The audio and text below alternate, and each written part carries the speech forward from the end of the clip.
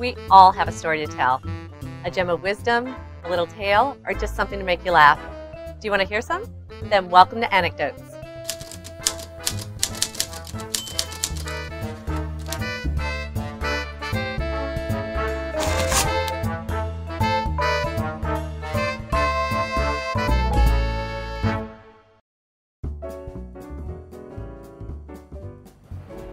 Today on Anecdotes, we have the Shadowbox Theater talking to Dane Rhodes, who you've seen in Django Unchained, Bullet to the Head, Love Song for Bobby Long, and the new HBO series True Detectives.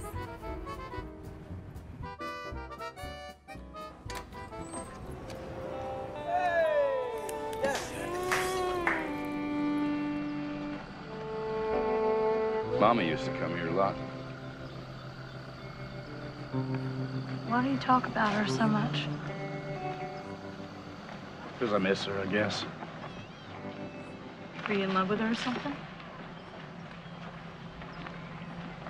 We all loved her. Well, Dane, thank you so much for being with us on Anecdotes. And I want to talk to you a little bit about an important part of acting, which is the audition process, because I think that's the first step that all of us take, to get our foot in the door, in order to book the job, in order to do the film or the television series. Can you tell us a little bit about maybe the way you approach auditions, or how you feel about them, or what you've learned from doing so many of them? That's actually a much harder question for me. Because coming from a theater background, of course, auditioning process there is vastly different than what you do when you walk into the office with a casting director. And I don't know if I actually have a set way of doing things. I do think it's much more important to know the scene than it is each and every word in the syntax of how a line scans. People, I think, will get caught on the rhythm of a sentence when you don't need to. What you really need to do is, in my opinion, bring a scene to them for them to see. So the word "but" really shouldn't be the thing that trips you up, Right. or you called him Mr. Smith instead of Mr. Jones, and we all go, "Oh my God, I can't believe It's an audition. They know, Right. Ticking Clock, I had a great audition. It's memorable not because it was overly exciting, but it was one of those auditions where my tongue happened to belong to another human being when I walked into callbacks. And Ernie, the director, was in there, and Brent Caballero was in there as the casting director. And I ended up having to do the scene 4 times, not because they were asking for a change-up, because I kept tripping over my own tongue. And of course, each time I became more self-conscious, and so I became even tougher on myself. And Ernie, the director, just went, "I like everything you've done so far, so, just do it again." Wow. And the way he handled it, he was so casual with it. It was just like, he's right. And did that take that load off of you? Yeah, it did, to just finally step into and drop all of that stuff I brought in the room with me, that was causing it to get all cattywampus. Great word. More people should use the word cattywampus. What did Louisiana go off at? 3-point underdogs. 3-point underdogs. What are they losing by? 8. 8? The fuck is that? There's still 2 minutes left to play. Louisiana ain't got his passing game, friend. Good point. You want to hear my picks for the Pac-10? Do I look like I want to hear them? What do you think about, a lot of times people say that, you just need to audition and forget about it. Absolutely. Like walk away.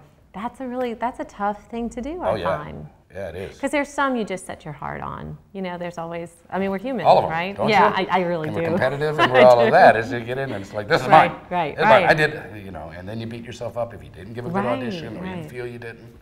But a lot of us have been through that thing where, well, that was terrible. I wasted their time and my time, and then you get the call. Because, part of it, you don't have control of it, I think. Getting okay with the fact that I don't control every aspect of this. They want me to be taller. They want me to have more weight. They want this guy to be shorter. They want him to be, male. They want him to be female. They make the decisions that are completely, and a lot of it's out of your control. So once you can get okay with that, then it's easier to walk away with it afterwards and go, I've done that event. And it is its own event. Getting booked then is another event. So and then being on set is one after that. Right. So it's like, it's in phases. Yeah, so you got to take each one as its own. This audition is a performance. That's it. Right. I'm going to gauge myself on how well I did this audition, you know, this performance, and only this, not in suddenly taking and going, this means I worked with, you know, for the next 6 weeks or whatever. It doesn't. Well, you've worked with a lot of very well-known actors on set. How does that? Is that any different to you, or do you become accustomed to that? And you know, is it Same celebrities? Job. Same job. Yeah. I Love Song for Bobby Long is a movie I was in way back in 2002, and I wholly lost because I came in backwards to this industry. You know, when the film industry moved into Louisiana, we didn't have a large film acting pool of actors here, so they came to stage to look for people. And so you've been primarily a stage actor? yeah, I never thought about film. I mean, look at this face, listen to this voice. What? You know, film was for pretty people, the way I looked at it. You know, all of those people with perfect teeth and perfect eyes and all of that. You. How was that? Always compliment the host. So I hadn't really thought about it. What was the point of this story? Where were we going? Celebrities, working with celebrities. Oh. And you backed into this industry. Yeah, and there was one very dramatic, what I decided was the climactic scene when the character that Scarlett Johansson plays finds out that Bobby Long is actually her father. And we are all this group of miscast characters. Any one of us could have been her father. And this scene, everybody was struggling with it. Scarlett in particular was struggling with how it was written and what was going on. And so we got into that scene, and I had put so much weight and importance on working with it, and nothing was going right that morning. Nothing, you know, couldn't. And so we finally stopped trying to film that scene and moved on to other stuff to come back to it later. And I knew it was all my fault. My fault. I shouldn't be here. I literally, and this is not an exaggeration, they called lunch. I went back to my trailer and I was packing my stuff to leave. I was like, I can't act. What are you doing? What are you doing here? You don't belong here. This is not your area. This is not your arena. You don't know anything about this. You've messed everything up. You've wasted all their money. And it was so hot out. Thank heavens it was, because it was really cool in the trailer. And so I sat down. I ended up falling asleep. Oh, wow. And I woke up in the dark, and this is the cheesy part where I said, it sounds cheesy, but it's the truth. I woke up, and I don't know what my brain was working out, but it worked out what it needed to work out, because I woke up and I went, where's my script? And I pulled it open, and in the dark, I sat there, and out loud, I said, well, look at that. This doesn't say it's Cecil's big scene. It's just a scene, and all I have to do is act it, and I know how to do that. I know how to act. I've been doing it. And so I couldn't wait to get back to set. Now, after that, when I'd taken all of that burden off of myself, that it was all, I don't have to worry about what Bob's doing. That's Bob's job. I don't have to worry what sound's doing. That's sound's job. The director knows what the director wants to get. You know, my job is to do this, is to make a living, interesting interaction between me and you. Right. So we got back to the scene, and they had Video Village in another room in this small house, and after the first take, Shani Gable, the director, came around and got in my ear, and she went, I love you. That was perfect, and kissed me and walked out, and I was just like, ah. That was it. You know, that was, and it comes back to the audition thing that we talked about. Right. You got one job to do, that's it. You got to catch the rock. Don't add all that other stuff that makes it tough to catch the rock. Gotcha. Do what you know how to do. It's a copy of the order signed by Judge Gatling.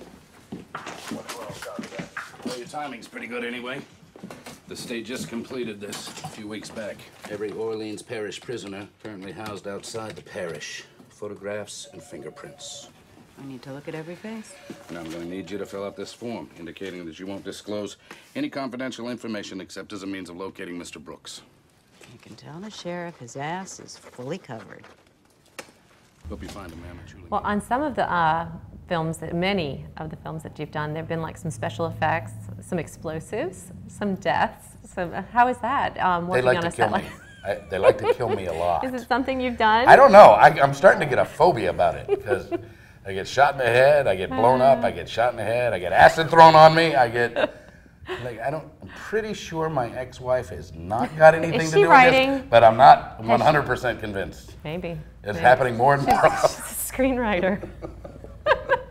Well, what's that like, being on those types of films and doing those big special effects? They're great. Yeah. It's really a lot of fun, and it's a completely different Are there beast. stuntmen for you? Yeah. Okay. Yeah. What's nice, though, is because they know that I do stunts, that that after working with me, almost every stunt coordinator that I've worked with in this city and out in California has allowed me to do at least part of my own stunts, if not all of it.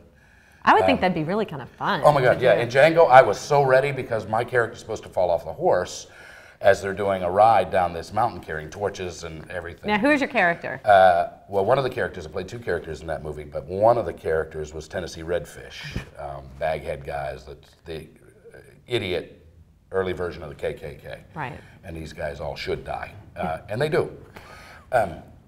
And so I was so excited because there's a charge, and you got to let me do this stunt. Fall off the horse. That's going to be so cool. I want to do this. I want to do this.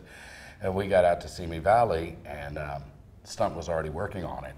And I saw the charge down the hill, as it was talked about in the script, is a race of 40 horses down a mountainside. Oh my God. And the guy that was stunning Where you for might me, get trampled by the next horse coming, or you know. and he did. The guy that played my character who was doing it, and so the stunt coordinator looked at me and he said, "You want to see? Yeah, come on, we're rehearsing it right now. Why don't you look?"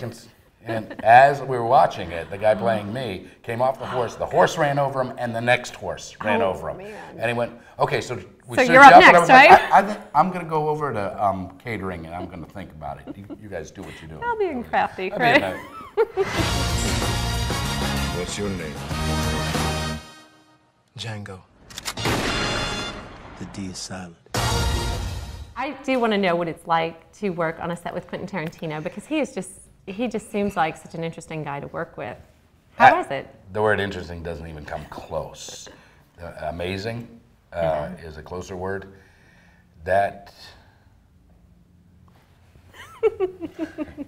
how do you even begin? He loves what he does so much, and he knows what he's doing so well that you can't help but get caught up. He's focused, I heard. He's very focused on the project at hand. It's all about the project. Yeah. It all relates to what he's working on. I mean, I only have Django to gauge it by, but his social life around it is part of that. And the family he makes on the set out of people, one of the wonderful, wonderful, wonderful, wonderful things about him is that he is an actor's director. He doesn't want the character to act this. He wants the actor to act this character, and that's what he's interested in, catching, and he will go to great lengths to get that performance. He and I talked about it during one of the big explosion scenes and everything. It was just like, my job that I do later on is going to be based on what you're doing now. Right. So I want to do whatever I can do to support what you're giving me and doing here so that I have more toys to play with. Yeah.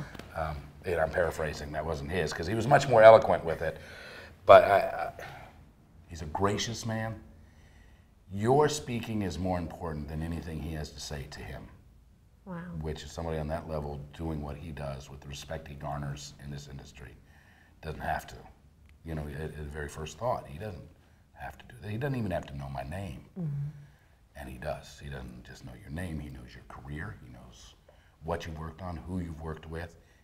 Everyone's, not just yours. His choices, I think some people may think that they're arbitrary and he's just having fun. No, they're highly detailed, and they are with a full multi-page background of why this decision happened, And part of that is knowing that I want the freedom of what's happening here live. So it's all set up to make that happen. It's amazing. People don't want to leave a set. I'm one of them. At the end of the day, it's like, really? Really? Are we done? There's only been 16 hours. Can't we do some more? I mean, you really just, you're tired and you worked out, but you've done something. I mean, you really, every single day feel. And when you saw it on the big screen, how did that feel? Otherworldly. Yeah. Well, I went to see it with 3 other guys that are in the movie. And so we sat there, and I turned to him at one point and I went, I have no idea how to feel about the fact that I have a slow motion walk in a Quentin Tarantino movie. That's awesome. The scene that we did, Quentin loved that scene so much he wrote himself into it. So he's one of the characters, he's one of the actors we performed with, and I could go on and on. This interview could be about Quentin Tarantino, and I wouldn't even scratch the surface of what I think of that man. He's amazing. That's and as being an actor, to have a director who cares that much and values that much what you are doing, and not just, like I said, not just me, everybody who's there doing the job that I'm doing, everyone. So he doesn't value one's more than than somebody else's contribution to what that environment and what he values all of them. It's really amazing. Truly amazing. That's fantastic. Yeah, the best film experience. I mean, I've been on a lot of really good sets. I've been very lucky, where family has been made and the way people work together, and the directors are inspired and the writers are good, and nothing like this. Nothing like this one. This one will uniquely stand alone always. Wow. Awesome. Yeah.